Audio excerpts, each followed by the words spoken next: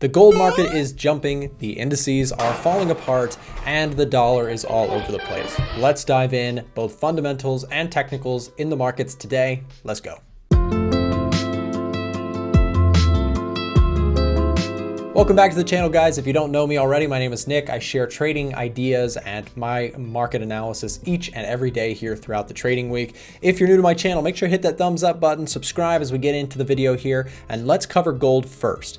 Gold is jumping here and staying strong now at this point, breaking well back above the 2000s. And I want to talk about this. Many traders are wondering, why is gold so bullish right now? Here's the quick rundown. First, you have the regional banks, okay? Now, regional banks are smaller banks. Of course, the major banks, the ones you've always heard of, Deutsche Bank, you have, of course, Wells Fargo, Citigroup, JP Morgan, right? These are the huge banks in the United States. Deutsche Bank, obviously not the US, but of course, you get the point. Big banks, but then there's like more regional or minor, smaller banks.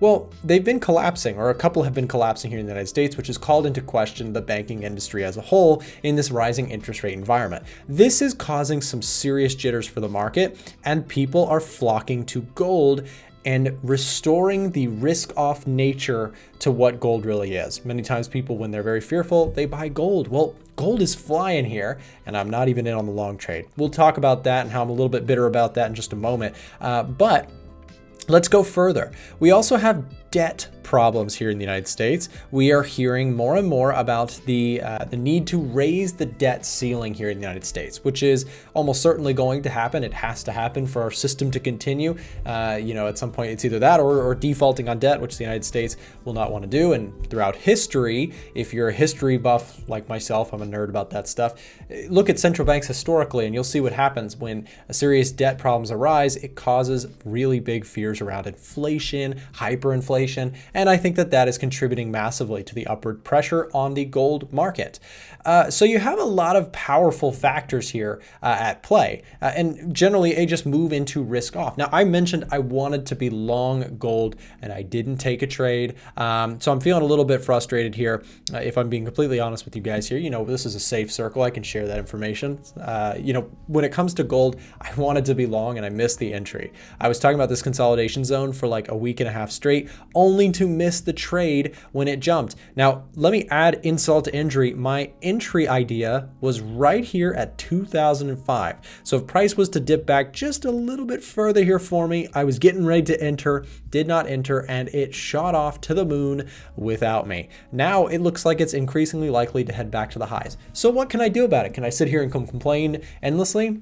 Sure, it's my channel. I guess I could do that if I wanted to, but it doesn't really get me very far. The reality is I think that there are still pullback opportunities to be watching out for on the gold market, and I'll be watching for a potential break of the highs. If this happens, I don't mind looking for pullback plays to try and ride this move higher, as I think fundamentals favor that sort of move on the gold market. Let's talk about the indices for a second. You've got the S&P 500 tanking in front of our eyes as we continue to see downward pressure on this due to the Federal Reserve's chairman, Jerome Powell, basically making statements saying the rate hikes are not out of the question, but a pause from here, is what many people were forecasting him to say. We didn't really get that language. We got sort of more of a language that said, we're going to kind of see, but rate hikes are not off the table.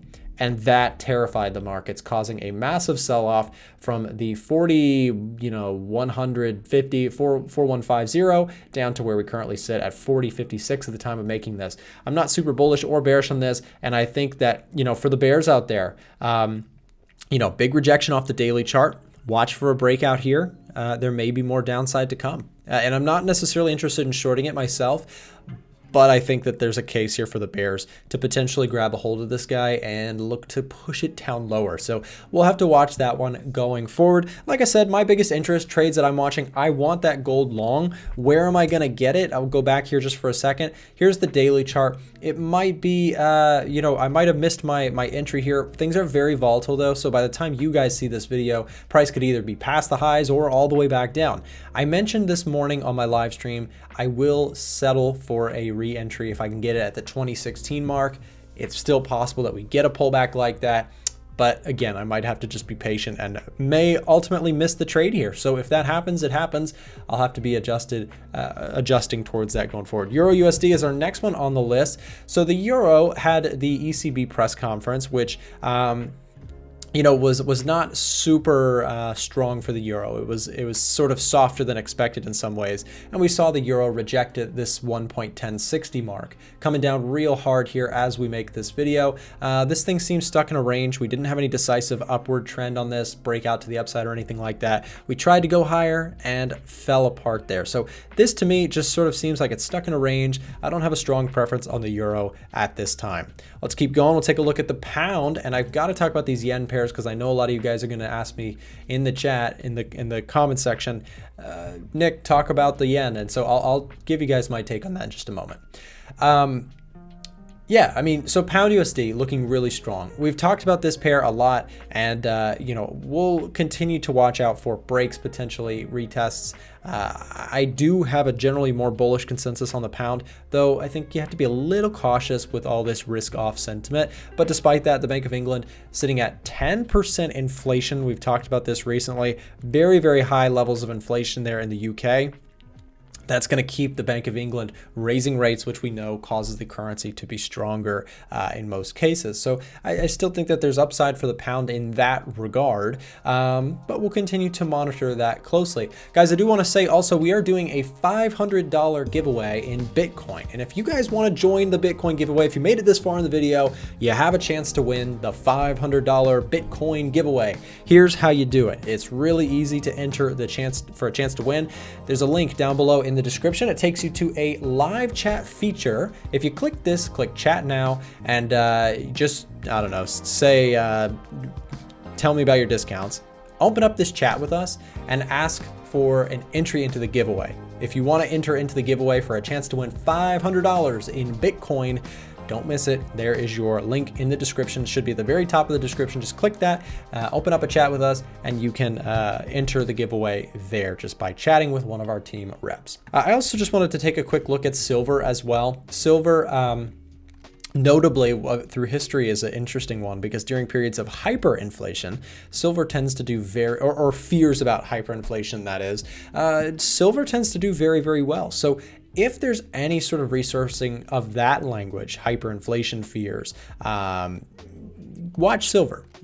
We are trading at an interesting level right now, $26 per ounce of silver. If we get some sort of breakout, could be very interesting to watch the metal market there going forward. And yeah, I also want to take a look and talk a little bit about the smart money tracker showing us where current situations sit. When I talk metals, institutional money is very long gold. They're also long oil, which I find very interesting as oil is sort of tanking right now, pun intended. You also have the euro as a strong buy here in terms of what institutional positions are looking at. And then you have yen. Yen, and we've got to talk about the yen, very short biased. Same with the 10-year yield, same with the Canadian dollar. But let's go look at those yen pairs. And by the way, this is the EdgeFinder. If you guys would like to try out this while you're live chatting us, you can also ask for a free trial of the EdgeFinder, and someone from our team will hook you up with that if you want to check out our software for yourself. Let's talk yen for a second. We'll take a look at dollar yen here. Dollar yen absolutely falling apart, and you have to be careful with these yen pairs, guys, because right now we're seeing a move into risk off, which is causing some serious strength for the yen. Now, I'm not necessarily a yen bull, but I'm pausing on trying to get aggressively long some of these yen crosses because yen strength is really coming into the market right now off of risk off fears. We're seeing true risk off, what seems to be. You've got gold going up, the yen going up, and the stock markets going down. This is sort of characteristics of a real risk off move. So we'll watch, and I guess also we could throw in there the bond market. So this is TLT. This is the 20-year Treasury bond ETF.